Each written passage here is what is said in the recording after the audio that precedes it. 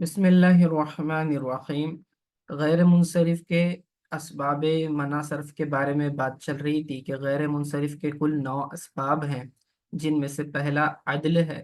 عدل کی ہم نے 2 قسمیں دیکھی، عدل تحقیقی جس کی دلیل ہمارے پاس ہو، عدل تقدیری جس کی دلیل ہمارے پاس موجود نہ ہو۔ ٹھیک ہے، پھر یہ بتلایا تھا کہ عدل جو ہے علمیت کے ساتھ جمع ہو سکتا ہے اور وصف کے ساتھ بھی جمع ہو سکتا ہے، لیکن وزن فعل کے ساتھ جمع نہیں ہو سکتا۔ اب یہاں سے دوسرے سبب کے بارے میں ذکر شروع کر رہے ہیں، وصف کے بارے میں۔ ٹھیک ہے، عدل کی بحث ختم ہو گئی، اب دوسرا سبب وصف کے بارے میں بول رہے ہیں کہ وصف کہتے کسے ہیں۔ ٹھیک ہے، اما الوصف فلا یجتمع مع العلمیت اصلا، کہ اب رہا وصف تو وہ جمع نہیں ہوتا علمیت کے ساتھ اصلا، یعنی حقیقی طور پر کبھی بھی وصف علمیت کے ساتھ جمع نہیں ہو سکتا۔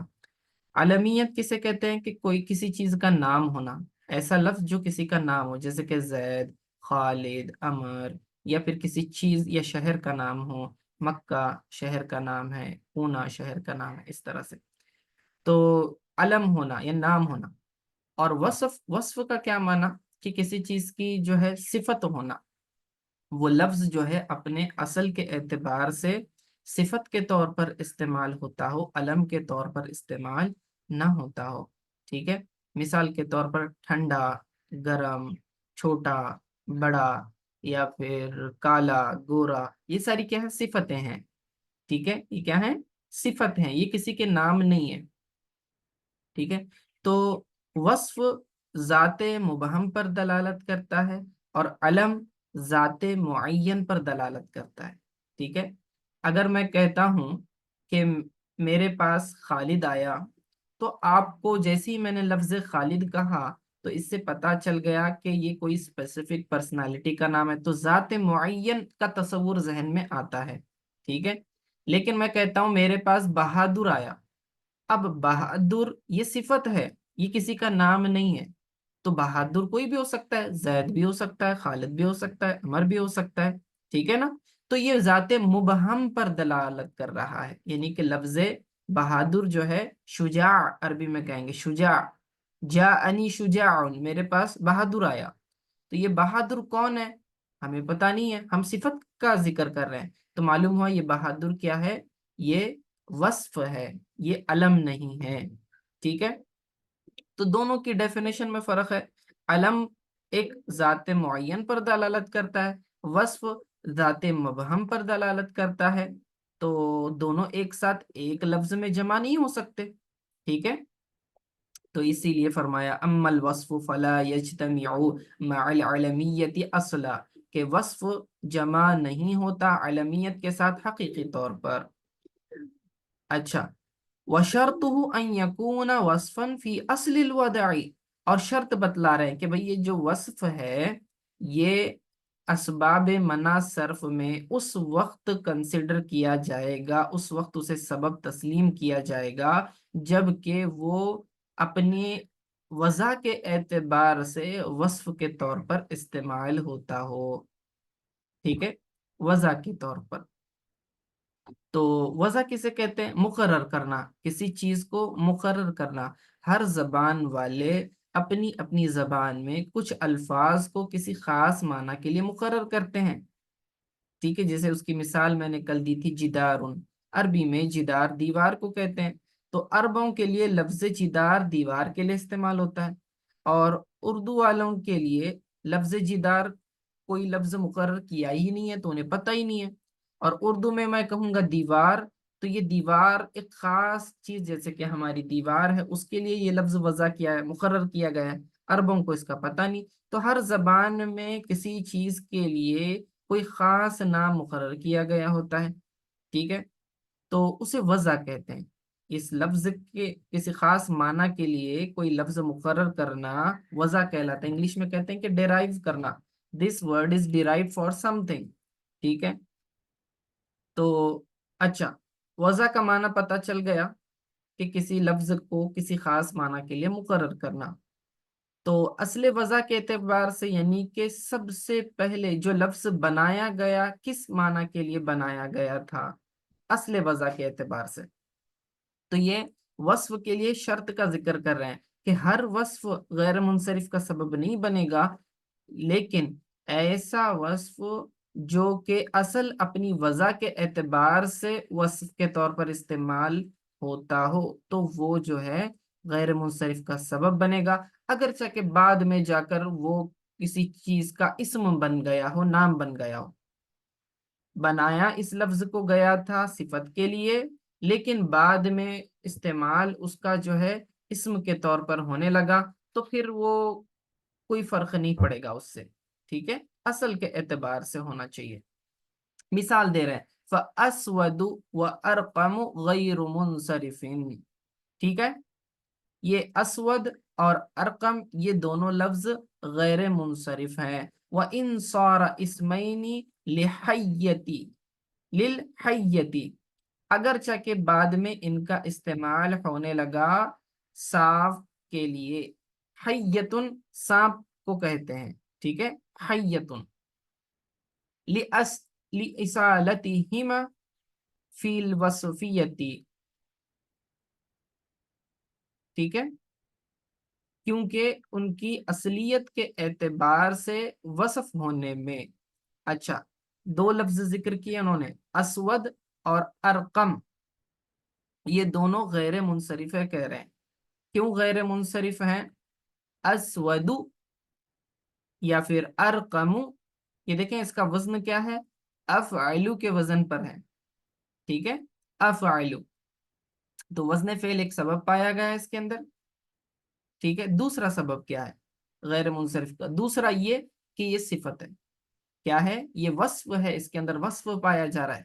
وصف دیکھیے، اسود، عربوں نے لفظ اسود کو بنایا اس لیے تھا کہ ہر کالی شے کے لیے بولا جائے۔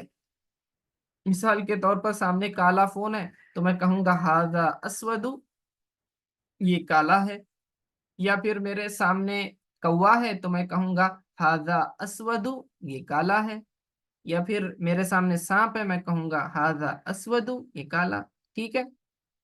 تو غرض یہ کہ ہر کالی شے کے لیے لفظ اسود کو بنایا گیا تھا۔ تو یہ کالا ہونا کیا ہے؟ صفت ہے، ٹھیک ہے، کالا ہونا یہ صفت ہے، کسی کا نام تو نہیں ہے، کالا ہونا یہ صفت ہے، لیکن بعد میں اس کا استعمال کالے رنگ کے سانپ کے لیے کثرت سے ہونے لگا۔ اب کالے رنگ کے سانپ کو بھی اسود کہنے لگ گئے، سمجھ میں آیا؟ کالے رنگ کے سانپ کو اسود کہنے لگے، اب تو یہ اسم بن گیا۔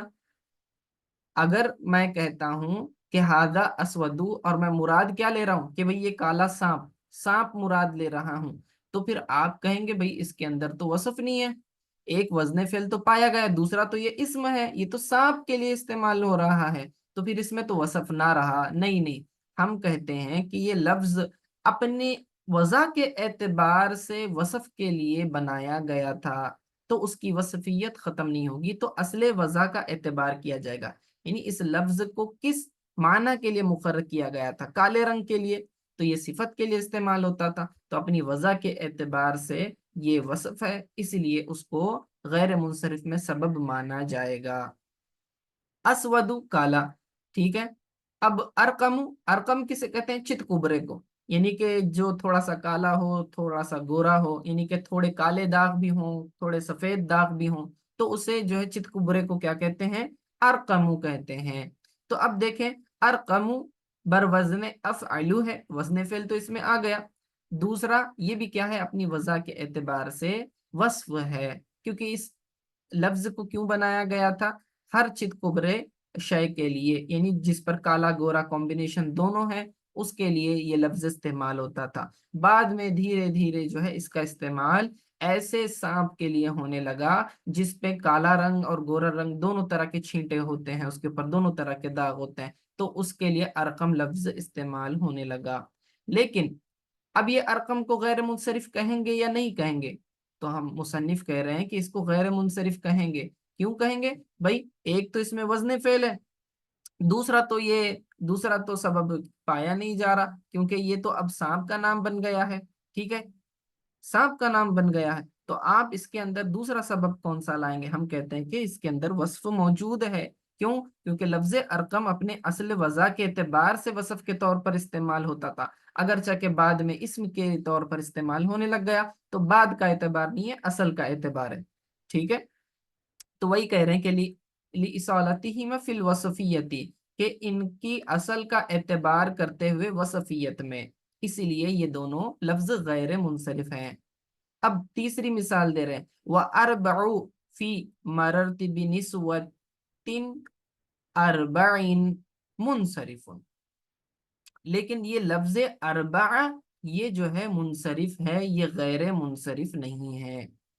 کیوں نہیں ہے بھئی؟ اسودو یہ کیا ہے؟ افعلو کے لیے استعمال، افعلو اس کے اندر وزن فعل آ گیا، اور ارقمو میں بھی وزن فعل افعلو آ گیا، اربعو کے اندر بھی وزن فعل آ گیا، ٹھیک ہے، افعلو کے وزن پہ ہے اربعو، اربع کا کیا معنی؟ چار، ٹھیک ہے، چار۔ اب کہتے ہیں کہ یہ اربعو جو ہے یہ منصرف ہے، غیر منصرف نہیں ہے، ٹھیک ہے۔ غیر منصرف کیوں نہیں ہے بھائی؟ یہ مثال کون سی؟ اس مثال میں کہتے ہیں مررت بنسوۃ اربعین، اس کے اندر یہ کیا ہے؟ منصرف ہے، غیر منصرف نہیں ہے۔ کیا وجہ ہے؟ غیر منصرف ہونے کے لیے کیا ہونا چاہیے؟ دو اسباب ہونے چاہیے، ایک تو وزن فعل اس کے اندر پایا جا رہا ہے، ٹھیک ہے، دوسرا سبب کیا ہے؟ ہم اس کو تصور کیا کر رہے ہیں کہ بھائی یہ وصف ہے، کیونکہ عموماً اس کا استعمال کیسے ہوتا ہے؟ دیکھیے میں کہتا ہوں یہ چار لڑکے، تو دیکھیں لفظ چار کا عدد میں نے کیسے استعمال کیا؟ وصف کے طور پر استعمال کیا نا، لڑکوں کی صفت کے طور پر، یا میں کہتا ہوں چار آم، ٹھیک ہے، یا پھر کہتا ہوں چار کتابیں، ٹھیک ہے، تو یہ وصف کے طور پہ تو میں استعمال کر سکتا ہوں، لیکن یہ کہتے ہیں کہ نہیں نہیں، اس کو آپ وصف کے طور پر، اس کے اندر وصف کو نہیں تسلیم کیا جائے گا، کیونکہ یہ جو وصفیت ہے یہ مؤثر نہیں ہے، اپنا اثر نہیں دکھائے گی۔ کیوں نہیں دکھائے گی؟ کیونکہ یہ اصل وضع کے اعتبار سے وصف نہیں ہے۔ جب اسے وضع کیا گیا تھا، بنایا گیا تھا اس لفظ کو، تو یہ وصف کے طور پر نہیں بنایا گیا تھا۔ دیکھیے لفظ چار، یہ اربع، یہ لفظ کس کے لیے استعمال ہوا؟ عدد کے لیے استعمال ہوا، یعنی چار کے عدد کے لیے، جیسے ایک دو تین ہم گنتی کہتے ہیں، گنتی میں عدد جو چار عدد آتا ہے، اس چار عدد کے لیے لفظ اربعہ کو ڈیفائن کیا گیا تھا۔ تو یہ تو اسم ہوا نا، اس عدد کا نام ہے، ٹھیک ہے، چار نمبر جو آتا ہے اس عدد کا نام ہے، یہ اسم کے طور پر وضع کیا گیا، اس کو صفت کے طور پر نہیں بنایا گیا تھا، ٹھیک ہے۔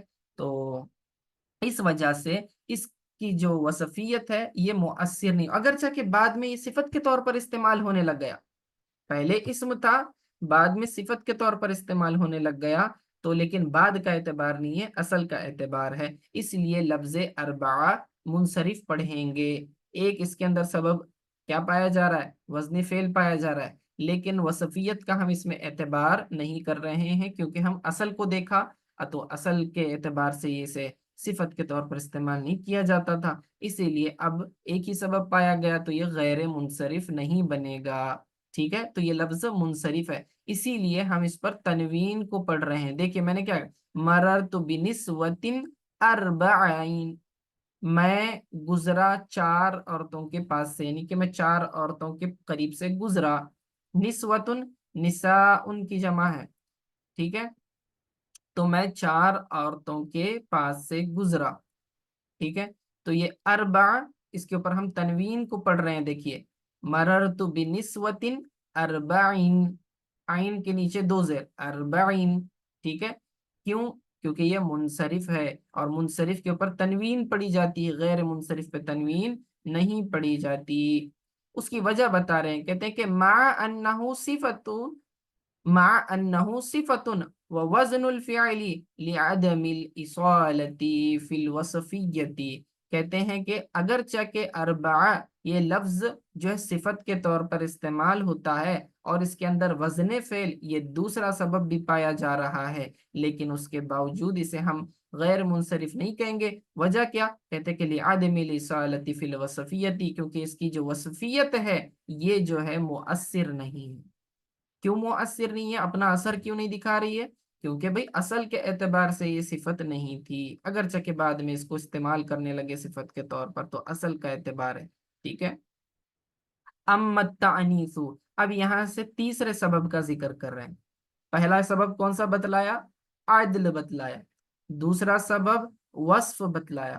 اب تیسرے کا ذکر کر رہے ہیں، تانیث۔ تانیث کسے کہتے ہیں؟ مؤنث ہونا، کسی لفظ کا مؤنث ہونا تانیث کہلاتا ہے، ٹھیک ہے؟ میسکیولائن نہیں، فیمینائن، فیمینائن ہونا، ٹھیک ہے، مؤنث لفظ۔ اچھا، مؤنث کتنے طرح پہ ہیں؟ مؤنث دو طرح کے ہوتے ہیں، ایک مؤنث لفظی ہوتا ہے، ٹھیک ہے، ایک مؤنث لفظی ہوتا ہے، دوسرا مؤنث حقیقی ہوتا ہے۔ مؤنث لفظی کسے کہتے ہیں؟ لفظ کے اعتبار سے آپ اسے پہچان سکتے ہو کہ یہ لفظ مؤنث ہے، یعنی جس کے اندر مؤنث کی علامت پائی جائے اس لفظ کو ہم مؤنث لفظی کہتے ہیں، جس کے اندر کیا پائی جائے؟ مؤنث کی علامت پائی جائے۔ مؤنث کی علامتیں کتنی ہیں؟ 3 علامتیں مؤنث کی۔ نمبر 1، الف مقصورہ، یعنی عام الف جو ہمارا آخر میں آتا ہے، جیسے کہ لبنا کے آخر میں آئے گا۔ اور دوسرا الف ممدودہ، یعنی جس الف کو ہم مد کر کے پڑھتے ہیں، کون سا؟ جیسے جس الف کے بعد حمزہ آ جائے اسے الف ممدودہ کہتے ہیں، جیسے کہ حمراء، ٹھیک ہے، صفراء، اس کے آخر میں الف اور حمزہ آتے ہیں، تو یہ بھی کیا ہے؟ مؤنث کی علامت ہے۔ تیسری علامت ہے تائے تانیث، گول تا جو آتی ہے، یہ گول تا بھی کیا ہے؟ مؤنث کی علامت ہے۔ جیسے کہ میں کہتا ہوں سیارتن، تو سیارتن کے آخر میں کیا ہے؟ گول تا ہے، تو یہ لفظ کیا ہے؟ مؤنث ہے۔ سمجھ میں آ گیا؟ تو مؤنث لفظی 3 طرح کے ہیں، الف مقصورہ جس میں آ جائے، یا الف ممدودہ، یا پھر گولتا، یہ 3 علامتیں ہیں مؤنث کی، جس لفظ میں یہ پائے جائیں اسے مؤنث لفظی کہیں گے۔ اچھا، مؤنث حقیقی کسے کہتے ہیں؟ ایسا مؤنث جو کیا کہتے ہیں؟ مؤنث ذات کے لیے بنایا گیا ہو، جیسے کہ میں کہتا ہوں لفظ ماں، مدر، یعنی کہ امن، امن کہا تو بھئی کیا اس سے کوئی مرد مراد ہو سکتا ہے؟ نہیں ہو سکتا، کیونکہ یہ لفظ اپنے وضع کے اعتبار سے ہی مؤنث کے لیے بنایا گیا ہے، اگرچہ کہ اس کے اندر کوئی علامت تعنیث نہیں پائی جا رہی ہے۔ یا پھر میں کہتا ہوں کہ زینب، لفظ زینب ہے، تو زینب جو ہے یہ مؤنث کے لیے استعمال ہوتا ہے، کسی مرد کے لیے استعمال ہوتا ہے کیا؟ نہیں ہوتا ہے، لیکن لفظ زینب کے اندر کوئی علامت تانیث آئی ہے؟ الف مقصورہ، الف ممدودہ، تائے تانیث، کوئی اس میں سے موجود ہے؟ نہیں موجود ہے، لیکن لفظ زینب مؤنث کے لیے استعمال ہوتا ہے، تو یہ مؤنث حقیقی کہلائے گا، ٹھیک ہے؟ اور ایک مؤنث ہوتا ہے مؤنث سماعی، مؤنث سماعی یعنی کہ وہ ذات مؤنث ذات پر استعمال نہیں ہوتا، یعنی کہ سوری یوں کہہ لیں کہ حقیقی جو مؤنث ہوتا ہے وہ جو ہے اپنی وضع کے اعتبار سے کیا ہوتا ہے؟ ذات، مؤنث ذات کے لیے بنایا گیا ہوتا ہے۔ اچھا، مؤنث سیمائی میں کیا ہوتا ہے؟ اس کے اندر کوئی علامت تانیث کی پائی نہیں جاتی، لیکن عربوں کے استعمال سے پتہ چلتا ہے کہ یہ لفظ مؤنث استعمال ہوتا ہے، جیسے کہ لفظ دارن ہے، دار گھر کو کہتے ہیں، تو عربی میں لفظ دار مؤنث استعمال ہوتا ہے۔ اسی طرح شہروں کے نام، شہروں کے نام بھی کیا ہے؟ عربی میں مؤنث استعمال ہوتا ہے۔ یا پھر شمسن کہتے ہیں، شمسن سورج، دوسری زبان میں جیسے کہ اردو میں سورج مذکر کے طور پر استعمال ہوتا ہے، لیکن عرب اسے مؤنث استعمال کرتے ہیں۔ اگر میں کہتا ہوں سورج طلوع ہوا تو میں کہہ رہا ہوں مذکر کے طور پر کہہ رہا ہوں، سورج طلوع ہوئی نہیں کہہ رہا، سورج طلوع ہوا مذکر کے طور پر استعمال کر رہا ہوں، لیکن عرب اسے مؤنث کے طور پر استعمال کرتے ہیں۔ وہ طلع الشمس نہیں کہیں گے، کہیں گے طلعت الشمس، تا کے ساتھ، ٹھیک ہے، مؤنث کا صیغہ طلعت الشمس، سورج طلوع ہوا، اس طرح، ٹھیک ہے۔ تو کیا کہا میں نے؟ مؤنث تانیث کسے کہتے ہیں؟ مؤنث ہونا، اور مؤنث ہونا کس سبب سے ہو سکتا ہے؟ مؤنث حقیقی بھی ہو سکتا ہے، مؤنث لفظی بھی ہو سکتا ہے۔ مؤنث لفظی جس کے اندر علامت تانیث پائی جائے، یعنی الف مقصورہ یا الف ممدودہ یا پھر تائے تانیث، گول تا کو کہتے ہیں۔ یا پھر وہ حقیقی ہو سکتا ہے، یعنی کہ ذات مؤنث ذات کے لیے اس لفظ کو وضع کیا گیا ہو، ٹھیک ہے۔ یا دوسرے الفاظ میں یوں کہہ لیں کہ ایسی ذات کے جس کے مقابل میں کوئی اس کا مذکر موجود ہو، ٹھیک ہے، تو اس کو بھی آپ مؤنث حقیقی کہہ سکتے ہیں، جیسے کہ ماں ہے تو تو اس کے اپوزٹ میں کیا ہوتا ہے؟ مذکر، باپ ہوتا ہے۔ لڑکا یہ لڑکی کہتے ہیں، لڑکی کیا اپوزٹ کیا ہوتا ہے؟ اس کا مذکر کیا ہے؟ لڑکا، ٹھیک ہے؟ تو یہ کیا ہے؟ مؤنث حقیقی سے کہیں گے۔ اور سماعی کسے کہتے ہیں؟ جس کا اعتبار سننے پر موقوف ہے، عربوں سے سن کر ہم نے ان سے سماع کیا ہے، ان سے سنا ہے کہ یہ لفظ مؤنث استعمال ہوتا ہے، تو ہم بھی اسے مؤنث استعمال کرتے ہیں۔ ان کی زبان ہے، وہ جیسے چاہیں استعمال کریں، اگر وہ مؤنث استعمال کر رہے ہیں تو ہم اسے مذکر استعمال نہیں کر سکتے، ٹھیک ہے؟ سمجھ میں آیا؟ اچھا، اب یہاں اس کی شرط ذکر کر رہے ہیں کہ یہ جو تانیث ہے، مؤنث ہونا ہے، یہ غیر منصرف کے اندر سبب تصور کیا جائے گا ایک شرط کے ساتھ۔ شرط کیا ہے اس کی؟ کہتے ہیں کہ اما التانیث بالتاء فشرطه ان یکون علما، کہتے ہیں کہ تائے تانیث جو گولتا آتی ہے یہ سبب بنے گی غیر منصرف میں اس شرط کے ساتھ کہ وہ علم ہو، یعنی علمیت کا سبب بھی پایا جانا چاہیے، یعنی کہ وہ نام ہو۔ اگر وہ کسی کا نام ہو تو یہ کیا ہے؟ غیر منصرف کہلائے گا۔ جیسے کہ طلحتا، کا طلحتا پڑھنا ہے، اس کو طلحتی نہیں پڑھیں گے، کاف جار رہا ہے اگرچہ کہ، لیکن اس پر ہم پڑھ کیا رہے ہیں؟ زبر پڑھ رہے ہیں، کا طلحتا۔ کیوں؟ کیونکہ یہ غیر منصرف ہے اور اس کے اوپر زیر نہیں آ سکتا، تو طلحہ کو انہوں نے غیر منصرف کہا۔ کیوں؟ اس میں کون سے دو سبب پائے جا رہے ہیں؟ نمبر ایک، یہ علم ہے، یہ کسی کا نام ہے، طلحہ، طلحتا، یہ کیا ہے؟ ایک، اس میں سبب کیا پایا گیا؟ علم ہے۔ اچھا، دوسرا سبب کیا ہے اس کے اندر؟ دوسرا سبب تانیث ہے۔ دیکھیں اس کے آخر میں کیا آ رہا ہے؟ گولتا آ رہی ہے۔ یہ گولتا کیا ہے؟ یہ تانیث کی علامت ہے، تو اس وجہ سے کیا ہے؟ یہ غیر منصرف ہے۔ دو سبب پائے گئے، لیکن یاد رکھنا یہ طلحہ مذکر کے لیے استعمال ہوتا ہے، مؤنث کے لیے استعمال نہیں ہوتا۔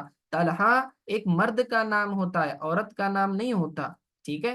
تو پھر آپ نے اس کو تا کیوں لگا دی، اس کو مؤنث کیوں کر دیا؟ بھئی اس لفظ کو ایسے استعمال کیا جاتا ہے، اسی لیے ہم اس کو مؤنث حقیقی تو نہیں کہتے بلکہ مؤنث لفظی کہتے ہیں۔ لفظ کے اعتبار سے یہ مؤنث ہے، معنی کے اعتبار سے یہ مؤنث نہیں ہے۔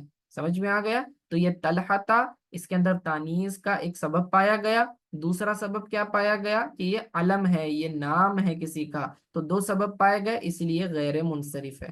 سمجھ میں آ گیا؟ ٹھیک ہے، اب اگلی مثال دیکھتے ہیں آگے وہ کیا کہنا چاہ رہے ہیں۔ وَكَذَلِكَ الْمَعْنَوِيُّ، ٹھیک ہے، اور اسی طرح یہ معنوی بھی ہو سکتا ہے، ٹھیک ہے؟